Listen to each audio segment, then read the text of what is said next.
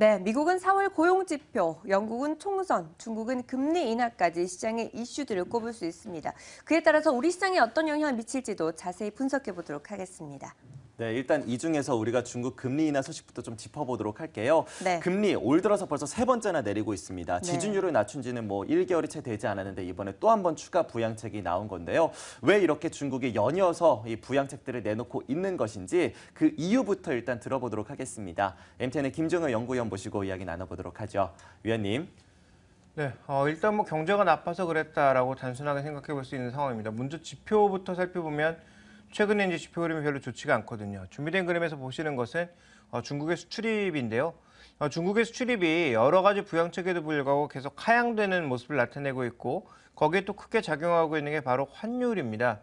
위안화가 상대적으로 이제 고평가되면서 나타나는 현상이기 때문에 이런 고평가를 낮추기 위한 방법 중에 하나가 이제 금리의 인하라고 볼 수가 있겠죠. 중국 금리가 상대적으로 다른 국가보다는 높은 수준이니까 이것을 좀 낮추는 과정에서 위안화 환율도 추가적으로 낮아질 수가 있는 거죠. 또 아까 언급해 주신 것처럼 추가적인 부양책의 그 흐름이 여전히 통화 공급을 늘리거나 금리를 내리는 방향으로 갈 것이기 때문에 향후 위안화의 안정에 따라서 수출입이 최소한 플러스로 반전되는 그런 효과를 기대하고 있는 것 같습니다. 그래서 지금 현재 지표 자체가 안 좋다라는 게 문제고요. 수입이 감소하는 것과 함께 소매 판매도 같이 줄어들고 있기 때문에 지금 부정부패를 척결하는 과정에서 이런 소비가 줄어드는 부분들이 경제에는 조금 악영향을 주고 있다라고도 보여지고요. 또 하나 이제 중요한 건 이런 소비의 감소뿐만 아니라 고정 투자의 감소도 동반해서 나타나고 있기 때문에 지금 IMF뿐만 아니라 대부분의 이제 중국 경제를 바라보는 해외 시각에서는 이제 성장 둔화가 눈에 띄게 나타날 것이다. 이것이 7% 이하로 내려가는 것이 거의 당연하다. 이런 시각들이 현재 시장에 나오고 있다라고 봐야 될 것 같습니다.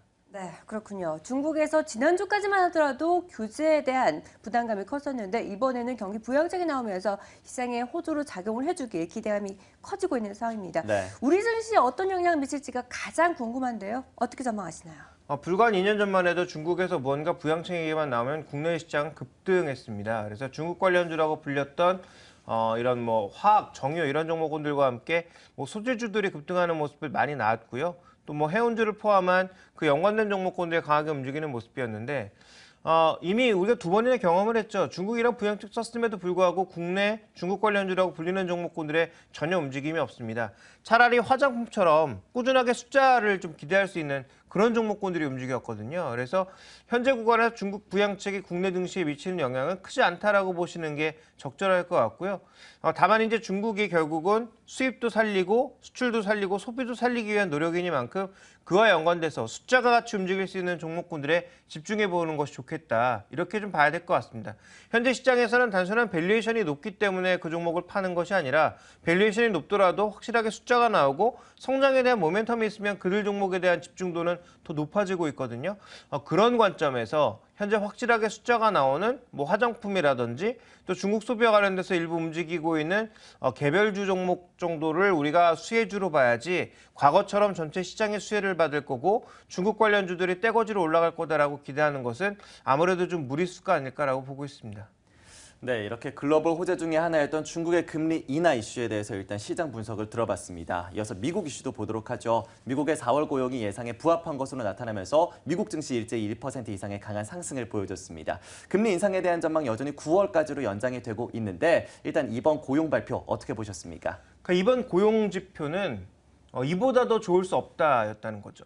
그러니까 시장 예상했던 것만큼 딱 그만큼만 좋아졌다라는 겁니다. 만약에 너무 좋아졌으면 또 이런 얘기 나왔겠죠. 6월 달에 금리 올리는 거 아니야? 이러면서 또 막 흔들리고 7월 달에 아니면 시그널을 줄 거야 이러면서 흔들렸을 텐데 시장 예상했던 것보다 아주 약간 좋았다라는 겁니다. 그래서 이게 금리를 올리기엔 애매하고 그렇다면 원래 봤던 것보단 좋아졌으니까 사람들이 이제 긍정적인 부분만 보기 시작한 거죠. 또 때마침 조정도 받았고 그러다 보니까 전체 시장 동향 좋았는데요. 준비된 그림 보시면 고용 동향 보시면 전체적으로 건설 쪽에서의 개선과 함께 긍정적인 부분이 나타났다라는 점은 자명한 사실입니다. 그런데 이제 산업별 일자리 수 증가과 임금 상승률을 보시면 일자리가 비교적 많이 늘어난 것은 지금 전문 사업 서비스라든지 레저, 교육 이런 쪽인데 이런 쪽에 지금 임금 상승률은 거의 낮은 수준이고요. 거의 사람이 늘지 않는, 고용이 늘지 않은 유틸리티나 광업, 정보, 도매 이런 쪽의 임금이 많이 늘었거든요. 그러니까 실제로 사람이 많이 늘어나는 곳은 임금이 늘지 않았고 임금이 많이 오른 쪽은 사람이 늘지 않았다라고 봐야 될 것 같습니다. 그러니까 본격적으로 미국 경제를 밀어올릴 만한 그런 긍정적인 시그널은 아니었기 때문에 여전히 금리 인상은 조금 지연될 거다라는 그런 믿음이 자리를 한 것 같고요. 그러다 보니까 시장이 어떻게 받아들였느냐. 최근에 정책에 굉장히 민감한 미 국채 2년물의 흐름을 살펴보시면 오히려 연초 이후에는 금리가 랠리를 보이면서 인플레를 좀 반영하는 듯한 그런 모습을 보였다가 실제로 고용지표가 2분기에도 그렇게 빠르게 개선되지 않고 산업생산 같은 지표들도 둔화된 모습을 보이니까 오히려 금리는 다시 내려가기 시작했거든요. 그러니까 최근에 리스크 온 신호가 꺼진 것이 금리의 급등 때문이었는데 이런 것들이 좀 안정세를 찾아가면서 전체적으로 시장에도 좀 안정된 모습을 나타났다라고 봐야 될 것 같습니다. 다만 이제 조금 전에 이제 뉴스에서 그런 부분들을 전해주셨죠. 또 전문가도 그렇게 얘기했는데 미국의 인플레가 강하지 않다. 강하지 않습니다. 그런데 문제는 뭐냐면 준비된 그림을 보시면 지금 유가가 급락하면서 물가가 안정된 부분이 분명히 있었는데 유가가 다시 빠르게 반전하고 있고 또 일부의 시각에서는 $70까지 계속 올라갈 거다. 뭐 이런 얘기도 나오고 있죠. 그럼 최소한 유가로 인해서 나타났던 금리 안정세는 이제 벗어났다라는 거고요. 이 반대쪽 그림 보시면 뭐냐면 주택 가격이 올라가면서 렌트비가 같이 빠른 속도로 올라가고 있습니다. 여러 번 언급드렸지만 미국 물가의 40%는 주택과 금리와 관련된 부분이거든요. 그러니까 이 부분이 올라가면서 미국도 하반기에 경제 속도까지, 경제 성장 속도까지 붙는다면 결국은 인플레가 뚜렷해질 가능성이 높고요. 미국의 금리는 그렇다면 뭐 9월 달에 올라가기 시작하게 되면 한두 번 정도의 추가적인 인상 가능성도 남아있는 것이기 때문에 이와 관련된 부담은 우리가 하반기로 가면 갈수록 챙겨볼 수밖에 없다. 이렇게 봐야 될 것 같습니다. 네, 미금리가 급등 이후에 다시 안정을 찾아가면서 증시도 안정감이 맴돌고 있는 상황입니다. 영국에서는 총선 결과에 상당히 주목을 했었는데요. 일단 보수당이 집권을 하면서 브렉시트 가능성에 대해서 단기적으로 마무리가 될지 장기전으로 갈지 그 부담감이 있습니다. 어떤 부분들 분석하고 계시나요? 네, 결론적으로 보면 단기적으로는 나쁠 게 없는데 장기적으로는 위험 요소들이 있다라고 봐야 되겠죠. 먼저 보수당이 집권한 것이 왜 시장에서 반기고 있습니까? 기존의 정책, 카메론 그 정부의 기존의 정책을 크게 뒤바꾸지 않을 거라는 거죠. 그러니까 만약에 이제 이것이 다른 당으로 갔다면, 노동당으로 갔다면 뭔가 그 급진적인 정책의 변화가 있었겠죠. 그러면 이런 정책 변화에 따른 변동성을 시장은 안고 갈 수밖에 없었고 더 이제 노동당이 아무래도 시각 자체가 급하다 보니까 이와 관련된 부담감이 있었는데 그래도 어쨌든 보수당이 가는 거니까 기존 정책을 연장한다라는 측면에서 단기적으로는 좀 안정적인 흐름을 이어갈 수가 있고요. 준비된 그림을 보시면 이번 선거를 통해서 보수당이 의석수가 오히려 많이 늘었고요. 실제로 늘어난 의석수에 따라서 지금 단독 정부 구성이 가능해졌습니다. 과거에는 이 자민당을 끼워 넣어야 됐는데요. 이 자민당 같은 경우에는 지금 EU 탈출을 적극적으로 반대하고 있는 정당이었죠. 그런데 이 정당의 의석수는 크게 줄어들었고 그다음에 박빙이라고 봤던 노동당의 의석수도 크게 줄어들었습니다. 그러면서 보수당의 단독 정부 구성이 가능해졌거든요. 그러니까 이 부분이 시장에서는 긍정적으로 본 거죠. 근데 보수당이 어떻게 지금 정책을 표방하고 있습니까? 국민 투표를 붙여서 국민들이 원한다면 EU를 탈퇴할 수도 있다라고 얘기하고 있습니다. 장기적으로 이 부분에 대해서는 외신에서도 여러 번 다뤘지만 실제로 브렉시트에 관련된 부담감이 분명히 존재하고 있는 거죠. 그다음에 영국 국민들이 과연 이런 선거 결과를 통해서 브렉시트를 원할 것이냐 이 부분에 대해서는 장기적으로 분명히 부담이 될 수 있는 이슈라고 보고 있습니다.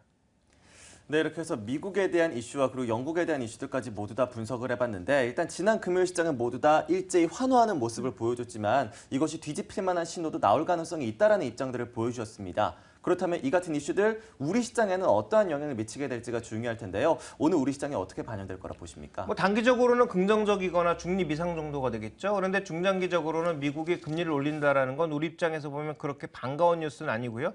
또 영국의 브렉시트 뉴스도 우리 입장에서 보면 그렇게 긍정적이라고 볼 수는 없는 뉴스거든요. 그래서 현재 구간에서 우리가 좀 취할 수 있는 전략은 뭐 단기적으로는 뭐 최소한 나쁘지 않다 정도지만 장기적으로는 미국의 금리 움직임 또 브렉시트와 관련된 뉴스들 이런 것들은 자세히 꼭 챙겨보면서 가야 되겠다. 그래서 장기적으로는 부담이 되는 뉴스들이 조금씩은 생기고 있다. 이렇게 좀 봐야 될 것 같습니다. 네, 이어서 이제 종목들에 대한 이슈도 보도록 하겠습니다. 앞서서 미국 증시에서 몬스터 비버리지가 다소 부진한 실적을 내놓으면서 10% 이상 빠졌다라는 이야기 전해드렸는데 이와 함께 비교하면서 저희가 롯데칠성 주가를 비교를 해본 바가 있습니다. 롯데칠성에 대해서 최근 계속해서 성장세가 이어지고 있는지 그에 따른 좀 판단이 필요할 것 같습니다. 어떻게 보셨습니까?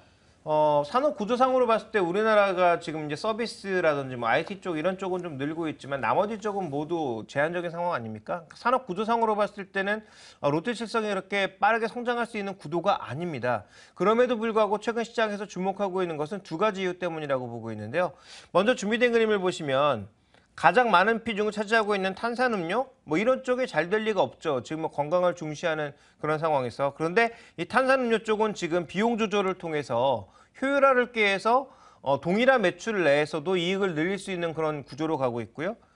기타 음료 쪽의 비중이 상당히 높은데 이거 뭡니까? 바로 탄산수와 미네랄 워터거든요.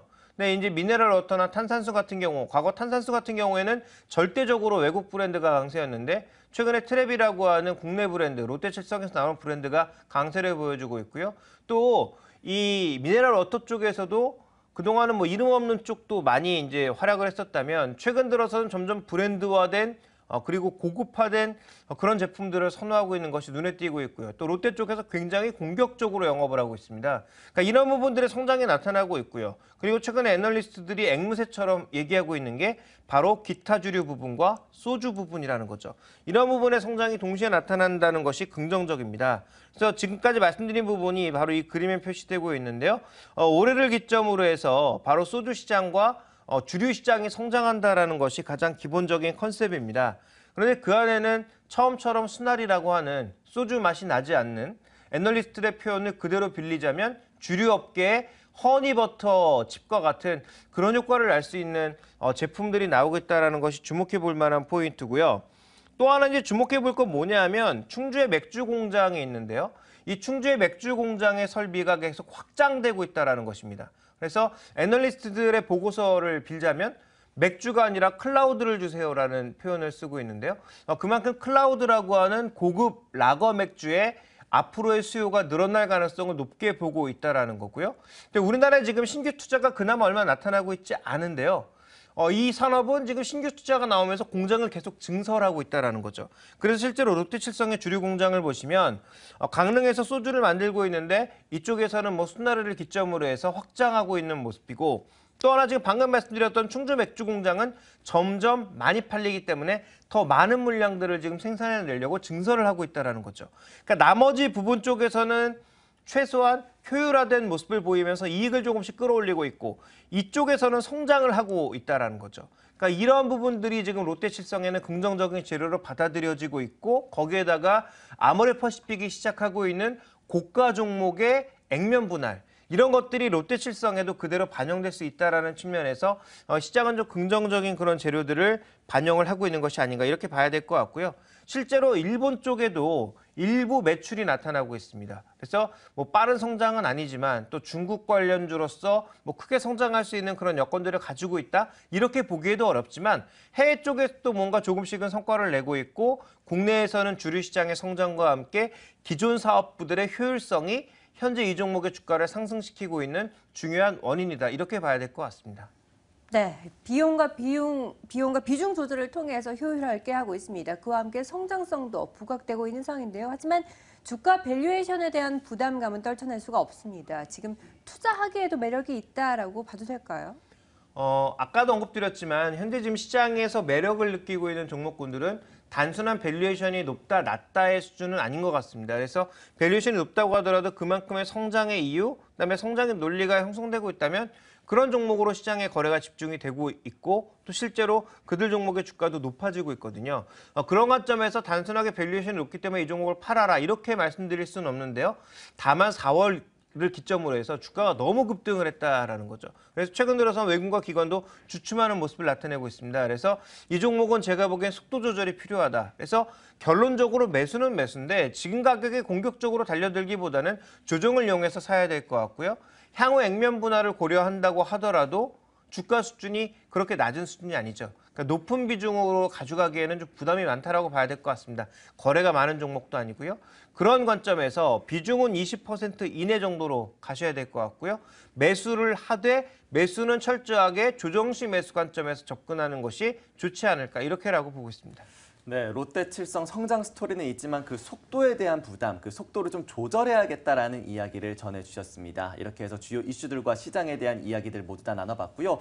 주말에 이슈들이 많았기 때문에 이것들을 어떻게 저희가 반영해 전략을 세워야 될지 궁금하신 분들 많으실 겁니다. 이어지는 코너에서 저희가 증시 전략 세워드리고 있죠. 네, 오늘 시장 시작하기 전에 미리 또 알찬 전략을 세워보도록 하겠습니다. 오늘 장선 전략 함께 하시죠.